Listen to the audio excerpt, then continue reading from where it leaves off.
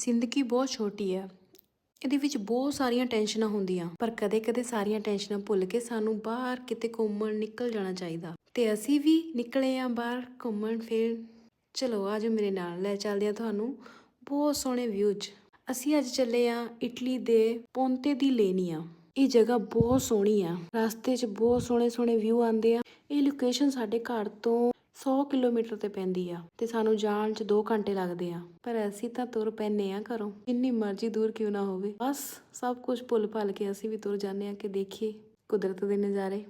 ਉੱਥੋਂ ਦੀ ਲੋਕੇਸ਼ਨ ਤਾਂ ਵਧੀਆ ਹੈ ਹੀ ਹੈ ਜਿਹੜੀ ਹੈ ਆ, ਰਸਤੇ ਦੀ ਲੋਕੇਸ਼ਨਾਂ ਵੀ ਬਹੁਤ ਸੋਹਣੀਆਂ ਆ।